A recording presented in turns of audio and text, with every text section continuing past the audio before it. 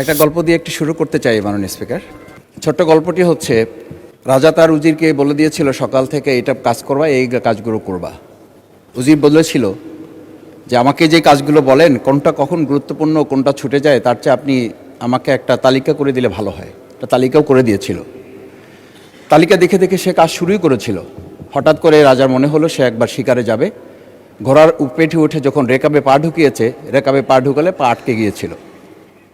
পাটা যখন ছুটাতে পারছিল না তখন সে উজিরকে বারবার ডাকছিল, আমার পাটা এখান থেকে বের করে দাও।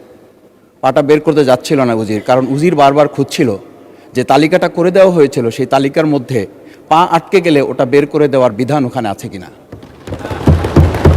শেষ পর্যন্ত রাজার পা আর ওখান থেকে বের করা যায় নাই এবং রাজাকে মুক্ত করা সম্ভব হয় নাই বলে আমরা গল্পে জেনেছি।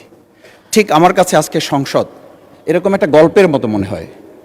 আমরা জুলাই সনদে যখন আমাদের 4 বছরের সন্তানরা জীবন দিয়েছে, আমরা যখন দেখেছি বিগত 17 বছর উন্নয়নের কথা বলে আমাদের নির্বাচনকেই ভুলে দেওয়া হয়েছিল, আবার বিগত 1.5 বছর আমরা লক্ষ্য করলাম যে সে সময় আমরা কেউ কেউ নির্বাচন এবং নির্বাচন বলে বলে আমরা আমাদের মাথা থেকে বিচার এবং সংস্কারটাই ভুলে দিয়েছিলাম। আবার এখন এসে আমরা দেখলাম যে আমাদের নখের কালি শুকাতে না শুকাতেই উন্নয়নের কথা বলে আমরা আবার জুলাই সনদটাকেই ভুলে দিতে বসেছি।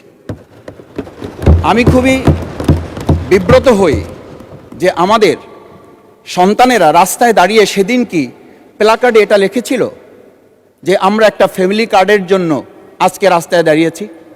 সেদিন তারা দাঁড়িয়েছিল, মাননীয় স্পিকার, সেদিন তারা দাঁড়িয়েছিল, লেখা ছিল রাস্তাগুলোতে আমাদের সন্তানেরা বুকে গুলিবিদ্ধ হয়ে পা হারিয়ে চোখ হারিয়ে দাঁড়িয়ে রাস্তা ব্যারিকেড দিয়ে লেখা ছিল রাস্তা সংস্কারের কাজ না, রাষ্ট্র সংস্কারের কাজ চলছে।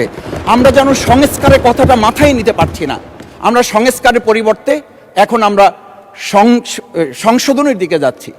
আমরা তো এই সংশোধনীর জন্য আমাদের ছেলেরা, আমাদের তরুণ যুবকরা, আমাদের জনতারা কাজ করে নাই।